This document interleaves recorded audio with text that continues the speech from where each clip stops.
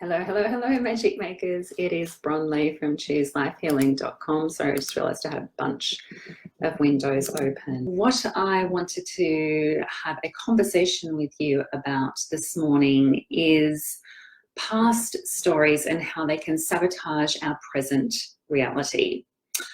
So when I'm working with clients, and indeed all the work that I do on myself, I'm very aware of the stories that are running in the background as we are behaving a certain way, acting a certain way, feeling a certain way. So all of our stories essentially inform how we interact with the world. Our stories are our moral compass. They act as our guidebook, if you like. Do I like this? Do I not like this? They also shape how we interact with people, our interactions with people, our conversations with people, our relationships. And they really shape and inform all aspects of who we are, our identity, and, like I said, how we interact with the world, how we respond to the world. So when we have stories running, often they'll be at an unconscious level. Most of the time we're not conscious of our stories. So most of us are not walking around going, oh, what story is this? You know, when we have a conflict with someone, maybe a spouse or a child or a partner or a work colleague or an employer or someone like that, if we have some type of conflict with that person, then we're not, immediately going, oh, what story sits around this? What is the story around this? I mean, do you do that when you're having a conflict with someone? Hi, Candace, good to see you. Do you stop and think to yourself in the midst of, well, no, I think you did this. And suddenly you're like, oh, hang on a minute. Is that right? Or is that about one of my stories? Right? We don't do that. By default, we don't do that. We don't stop and actually take a step back out of the situation and contemplate, is there something else running here? Is there a story that I have running behind this interaction, behind this conflict, behind this relationship, and how it's either functioning or it's not functioning? So our stories, as much as they have a lot of influence over us, we're often very unaware of the fact that we are running these stories, how we're running these stories, and what sort of impact they are having in our life. I'm happy for you to be here, Candace. So, are you aware of your stories? Do you consider that, this is something that's going on for you at a deeper level? Is this something, as you're walking through life, that you're aware of? Most of us are not aware of the stories that we have playing. I had done a lot of work on myself. I fell into healing as a healer in my 20s, and therefore I'd done a lot of work and a lot of stuff, but I still had masses of stories that were continuing to sabotage my present reality that I was creating around myself. I had all sorts of stories. I had, a lot of stories that were embedded in complex traumatic events that had happened in my life, or, the technical term shit that happened, that was still lingering and still having some kind of impact on me at an unconscious and energetic level. And so these stories were still really having a lot of impact in my life. They were having a lot of persuasion over my thoughts, feelings, and behaviors as I was interacting with the world. And I was really not consciously aware. I mean, I sort of was, but I wasn't, if that makes sense. So I knew, I'd done enough work to know that this was going on for me, but I wasn't really aware of what it was, and I wasn't aware of how the mechanics of how the sabotage was occurring.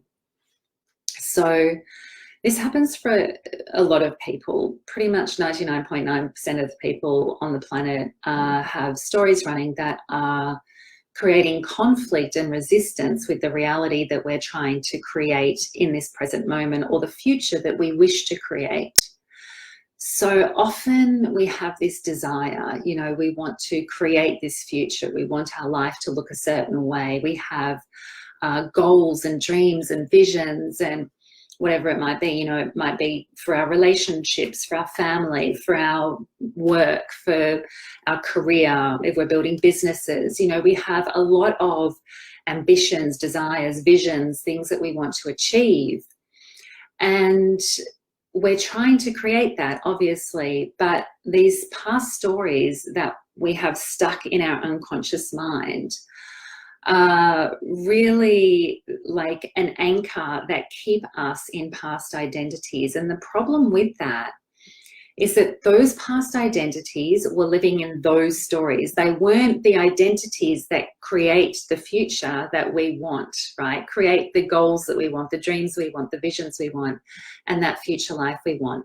Those past identities from those stories were living those stories, right? They were creating those stories. And so they were not equipped. They were not the identity that we want to be in when we are trying to create this future vision. And indeed, those identities will cause conflict and resistance, because to them, some of these future visions are downright scary, right? It's like, you want to do what now? You hang on a minute, girl. Like, what are you saying? Have you lost your mind? You know, sometimes our stories and the identities, hey Pam, that sit in those stories, they see, you know, they look at the big picture vision that we've got going and that we're striving toward, that our conscious intellectual self is striving toward, and they go, well, hold up a minute, that looks a little scary, right? That could mean success, it could mean visibility, it could mean being seen, it could mean, you know, being out in the big wide world, and the world's scary, it's a scary place. And those identities of past stories, the ones that, because the ones that get stuck in the stories are the ones that have experienced these stories from a place of real fear, right? So they've gone, oh my God, the world's not a safe place. Oh, I've got to create some kind of like an anchor here. It's almost like an unconscious belief that I can anchor to, so I can pull myself back into a safe zone when I feel that it's getting a little bit too unsafe. And why do I feel like it's getting a bit too unsafe? Well, because, you know, she's talking about going out there and being visible. She's talking about success. She's talking about creating these dreams, and that's scary, right? Those dreams are big, and or even if they're not big, it might just be finding love. But finding love could be a big dream to a part of self, an aspect of ourself who is stuck back in an old story where love came with a lot of pain, a lot of wounding, a lot of hurt, where love in fact became a message of I'm not lovable, or I'm not worthy of love, or I deserve to be treated like crap by the people who love me, or everyone who loves me abandons me. You know, our stories, we run love stories, money stories, work stories, success stories, relationship stories, you know, self-identity stories. We run all of these stories at this unconscious level. And because those identities are not equipped to deal with, and in fact, they're there to keep us safe. They're there to protect us from stepping into that reality that we can foresee, because it's like, well, that reality comes with the potential for opening our heart up and getting hurt, or that, you know, or for being rejected or abandoned, or for failing, making a mistake, looking like an idiot, doing something stupid, people laughing at me, whatever it is, you know, all of these stories that we have running, those identities in them, they're in resistance and conflict to the reality that we want to create, right? Everything I'm saying is true. Yes, Candace, it is. As really frustrating as it can be sometimes. And it can be, sometimes it can be quite confronting and frustrating to think, oh, you know, why am I here again? And I see it a lot with people I work with. You know, they'll do all this amazing work and they'll, you know, get into this incredible space, and then, you know, a story will come up. They'll be like, you know, and I know because I feel it too. It's like, hang on a minute, I dealt with that one like, you know, 10 layers back. And it's like, well, no, actually, you dealt with a different part of that story. You dealt with one identity of that story. So this is an ongoing journey, learning our stories, assigning the identities within those stories, recalibrating to our own true story. And how we do that is we actually transmute those stories, those past stories that are keeping us stuck. We transmute, we change, transform the resistance and conflict into collaboration, collectivity, cooperation, right, and creation. So it's all about, you know, I put up a post, collective, collaborative, creative, or creation. And that really is what sits behind STARR, right? This modality of storyteller alchemy, that's what sits behind it, is that concept of collective, collaborative creation, right? And when I talk about that, I initially said that about the practitioner community that I'm building, right? I was talking to an amazing woman who's going to certify in this process. We have a practitioner. I've got 5 incredible women all ready for that, and I'm so excited just thinking about it. But anyway, I was talking to her just the other day, and these words came up, you know, collective, collaborative, creation. And I said, this is really what it's about. And I meant about, you know, this is what the practitioner community will be, right? So my dream is to have a community of healers, practitioners, storyteller alchemists who we all, you know, collaborate, we all work collectively, and we all create collectively to, you know, constantly be evolving the healing experience for individuals on our planet and the human collective of our planet, right? This is the big picture that I have, the big vision I have. So you can imagine some of my old identities and my stories, yeah, they can kind of get uppity about that sometimes, you know, stepping into a different part of that, and a different aspect of that, and embodying that. My true story, you know, some of those identities can get a little bit like, are you sure? Are you okay with that? Are you okay with that? Are you really? Thankfully now I have the tools to be able to give them some soothing and loving, and really give them the attention they need, and what they need to actually become, rather than a self-sabotaging aspect of myself, a resource, a valuable resource who is strong and powerful. Because these parts of us that are stuck in these stories, they're very strong and powerful, right? If you consider how good you are at self-sabotaging, hands up if you are good at self-sabotaging. Put your hand up in the air like I just don't care. If anybody says to me, I don't self-sabotage ever, my eye twitches. It's my eye twitch for, I think someone's telling an untruth. No. We all do it, right? We all do it. It doesn't matter who you are. It doesn't matter how successful you are. It doesn't matter what you have. It doesn't matter how much you've created. There will be moments, and yes, they become far more manageable, far more few and in between, and far less of a daily habit. Like, it becomes less of a daily habit of the self-sabotaging stories, and more of kind of like you row your boat gently down the stream on your journey, and a story comes up and you go,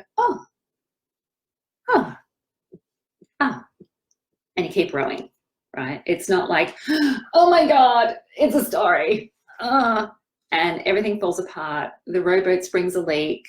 Suddenly you lose an oar. Maybe you're paddling in a circle now. You've completely sabotaged your journey, right?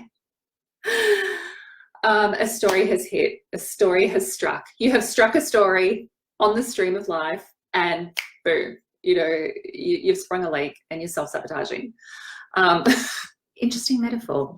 But this is essentially what happens, right? This is what happens when we have these parts of us who are in conflict. So these parts of us are very good at their job. They are very good, very strong at keeping us safe, at keeping a lookout for us, at making sure we're not getting too big for our boots. This is one of my things, too big for your britches or too big for your boots.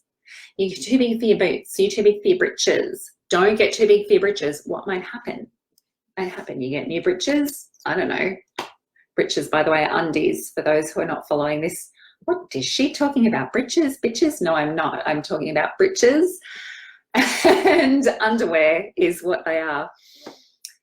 Your undies, right? I don't know if this is an Australian thing. I said this to someone a little while ago, someone who was younger than me, and they looked at me like, what are you talking about? And I thought, oh God, is this showing my age?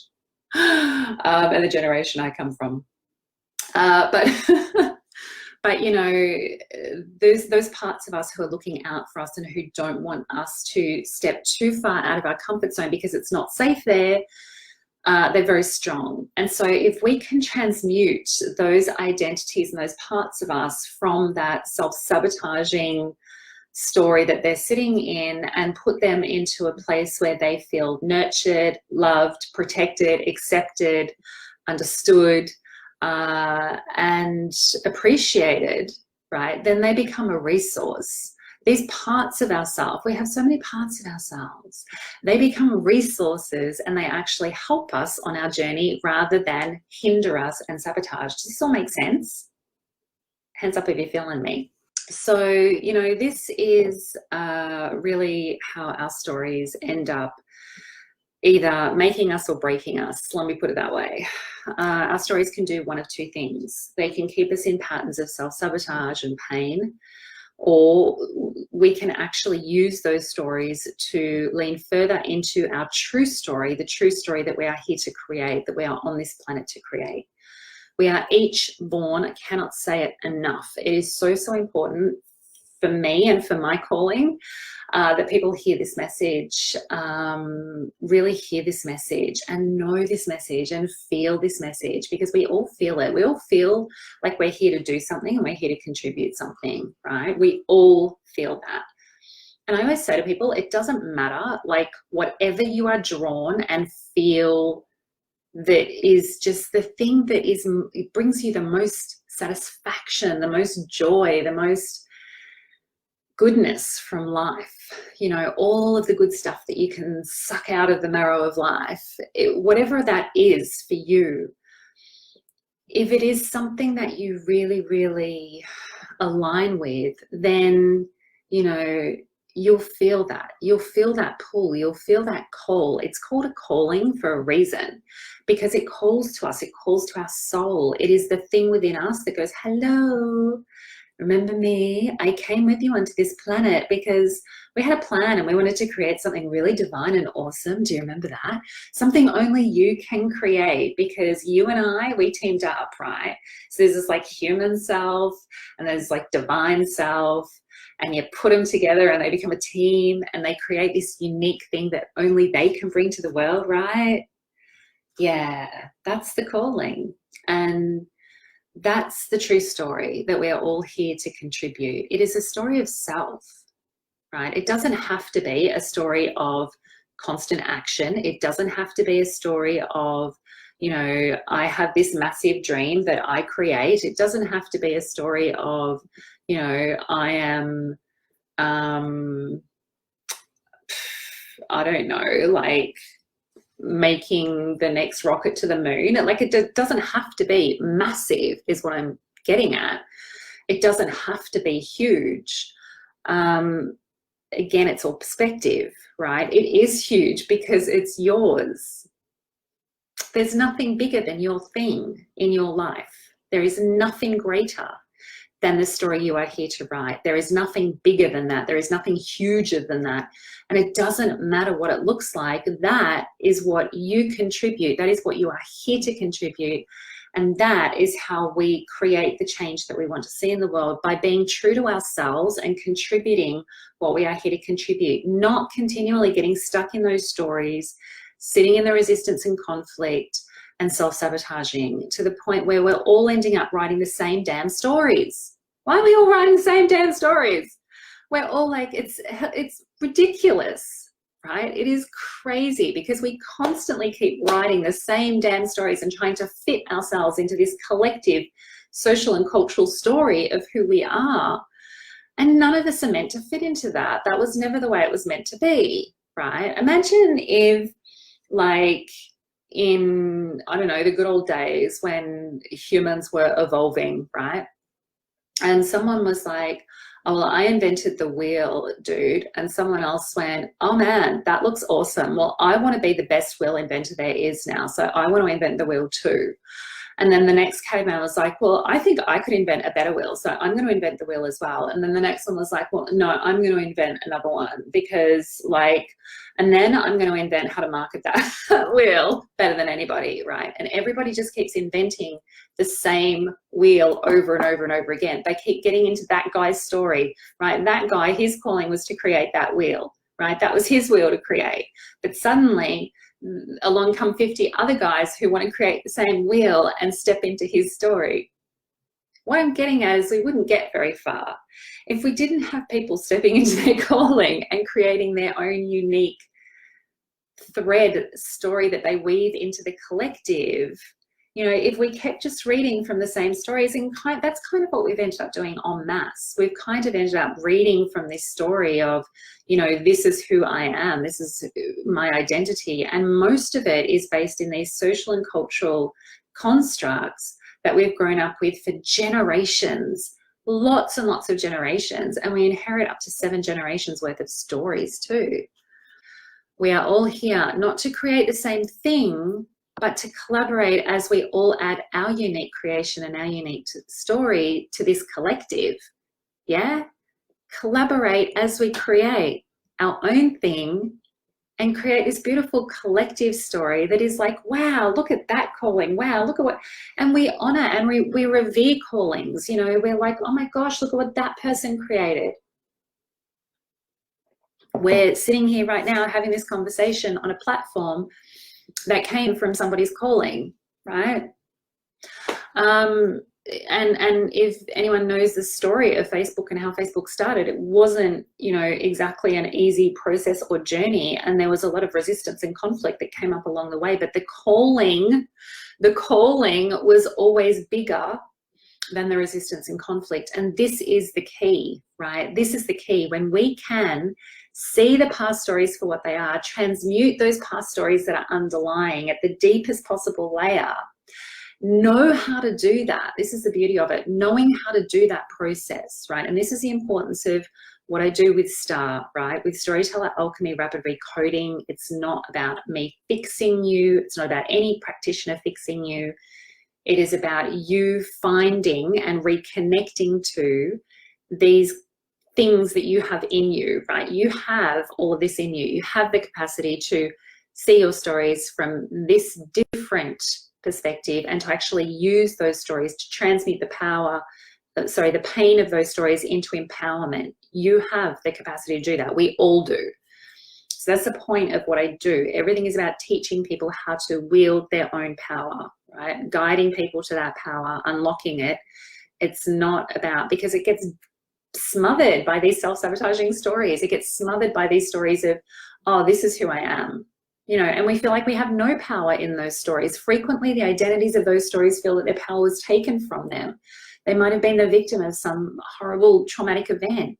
You know, they don't feel that they have any power. And so we become very disconnected from our power and we give it away constantly. And, you know, and that's when all of this conflict and resistance comes up, both inwardly and manifests externally in our reality, in our relationships. You know, if we're building a business, it's like pushing the proverbial uphill. If we're, you know, trying to create a beautiful relationship, we end up in relationships with people who are emotionally unavailable, or, you know, whatever it might be, because of the wounds carried by those past aspects of self in those stories. So it's really about knowing how to transform the energy, the charge of those stories for those identities stuck in them, and then empower those identities over those stories So they no longer have the influence over us. Now the past stories are not something that is taking our power away, but is actually adding to our power. It's like our past stories become fuel for the future that we're creating. And they really become something that gives us a deeper understanding when we can connect with these stories in a different way, not from the perspective of the victim when it happened to us, when that particular thing happened to us, but as the hero of that story, as the, you know, protagonist of that story who has it all under control, who is empowered in that story.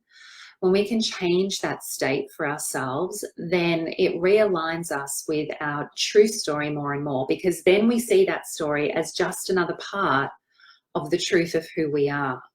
It doesn't have that hold over us anymore. It doesn't sabotage us anymore. It doesn't have a part of us sitting in it, feeling stuck, feeling wounded, feeling in pain, and feeling helpless, and trying to pull us back into safe zone whenever we try to step out. Does that all make sense? Pam, because misery loves company, so we find our own part of the misery victim story. Absolutely, absolutely. We resonate, right? There's the G-string theory, right? If you put two guitars side by side and you pluck the G-string on one, the G-string on the other will eventually start to vibrate without any interference, because it is always about the vibration, right? We vibrate, we vibe with, you know, whatever kind of energetic wave we're on at any given time. So yes, you're absolutely right. When we are stuck in those stories, we are vibing in the frequency of those old stories. You know, that's where we're stuck. And if those stories are miserable and painful, you know, my stories were miserable and painful to the point where I had, I've almost had a complete emotional, mental, and physical breakdown. I had postnatal depression. I probably had a mental breakdown more than once, but, you know, I was very good at putting on a smile and just getting on with it. I had chronic fatigue, fibromyalgia. You know, these were all parts of the identities that were still stuck in those stories and just keeping me in that space.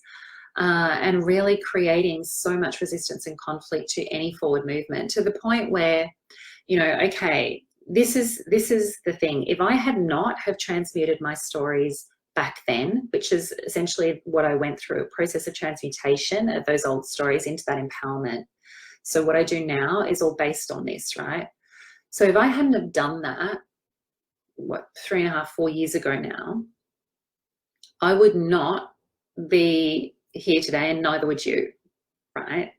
This is the ripple effect. This is the consequence of us not following our calling because we're stuck in the past stories and not aligning with our true story, because the past stories are just all in the way of that, right? And are just completely overshadowing. So I was ready to get a disability pension and call it quits. I was going to ditch any and all work, including my freelance career as a journalist that I had created over 17 years. I was ready to just drop everything because I thought that was my only option. I had no other choice. You know, I had chronic fatigue, I had fibromyalgia. I could not get out of bed most days. Like, it was a struggle. I did it because I had to. I was also caring for my family, so I had to. But something was going to give, and I honestly thought it was going to be me. And so, you know, I was ready to quit everything, and I was going to go on a disability pension, and basically that was it.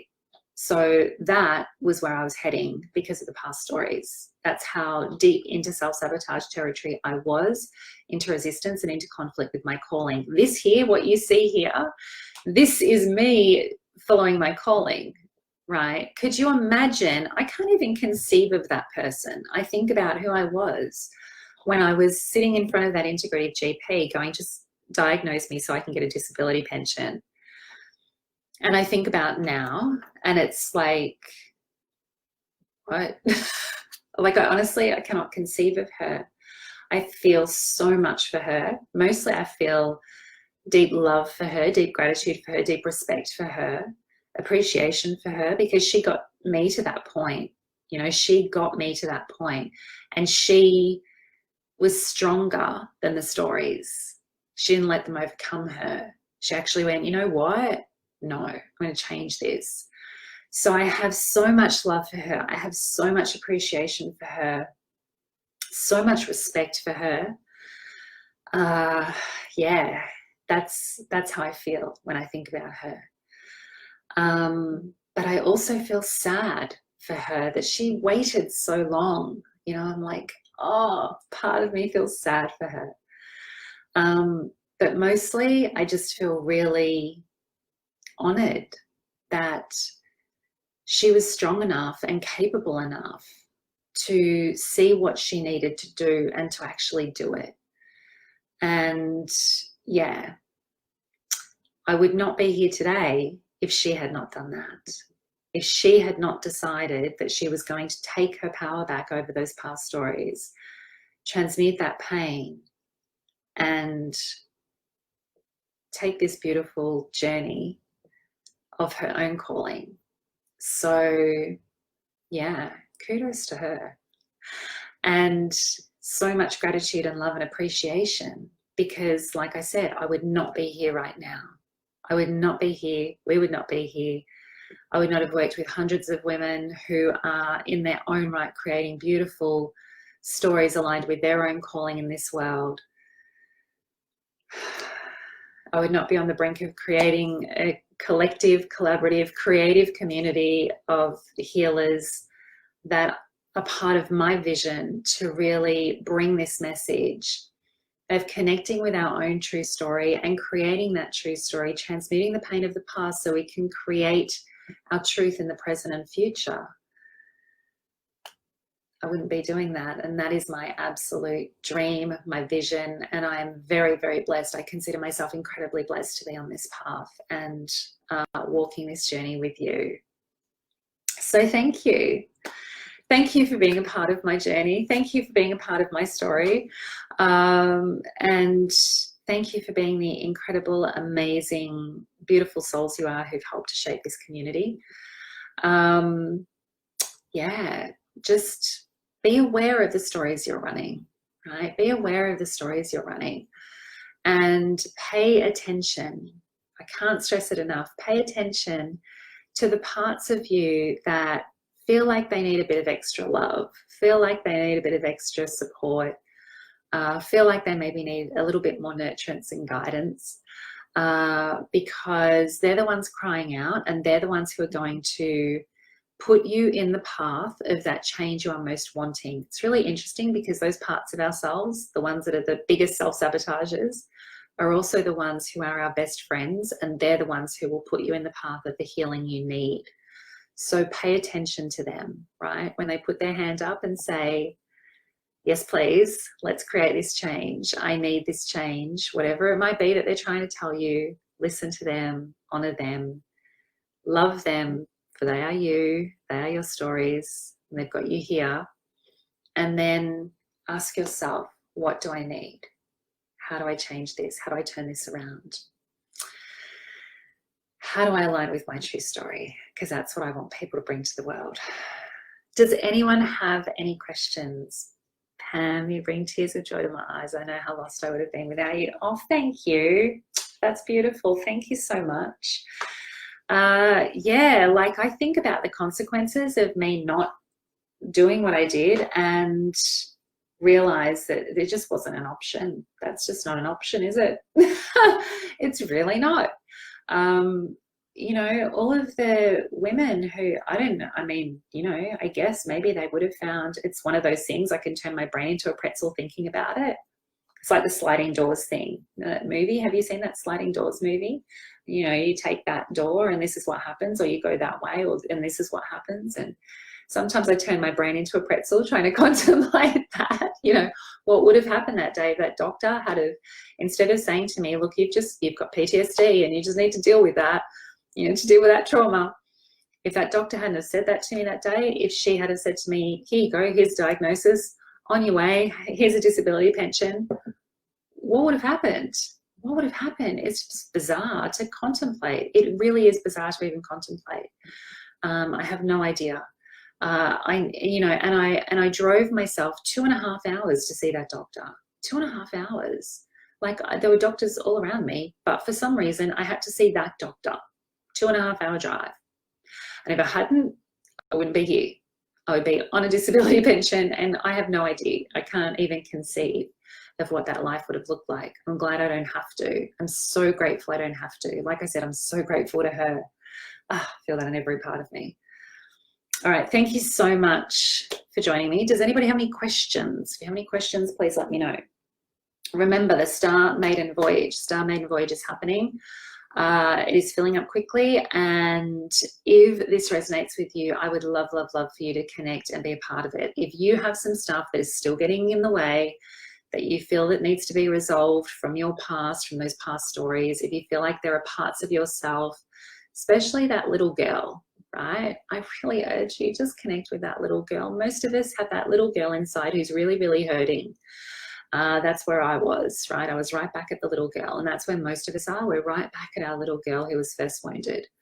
So, you know, if you feel that she is really needing some love and attention right now, and you would like to be the one to give that to her with some really strong support and guidance and a safe space in which to do that, you would like to go back and rescue her from those past stories, make it right for her, and take your power back over those past stories, please reach out. This is the best possible time for you to do so, because you'll be getting this at half the normal investment, which is a massive, massive discount and exceptional value, very, very affordable.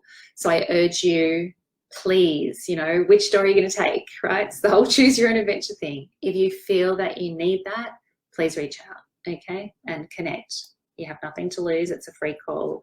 We'll have a chat, work out if indeed it is right for you. It's not right for everyone. It needs to be right for you. All right. Thank you so much for joining me. If you have any questions, either watching this live or in the replay, pop them in and I will attend to those when I see them. Thank you again for spending your time with me, for, you know, being open and attuned to these messages. It really means a lot to me. Like I said, it's my calling to share all of this. So it's nice to have some people who are interested to share it with. Thank you. I appreciate you for that. And I appreciate you all for this journey you're on. You're here. You found your way here because you're on that journey. You were looking for that support. You were looking for your own inner magic. So I honor you for that as well. Thank you. And have a beautiful, beautiful weekend. Love, peace, and the honor is mine. Well, thank you, Pam. Have a beautiful weekend wherever you are in the world. Enjoy. Live it up. Make it count. Give your loved ones a hug. Give yourself a hug. And be kind to yourself. And just pay attention to when those little stories might come up, whisper in your ear, and want to create a bit of conflict and resistance, because when that happens, it actually means that you're heading towards your calling. All right, lots of love to you. Best weekend. I don't know what I'm trying to say. Have a really good weekend. And I'll see you again very soon for another live here in This Is Where the Magic Happens. If you want to connect, reach out, message me. Bye for now.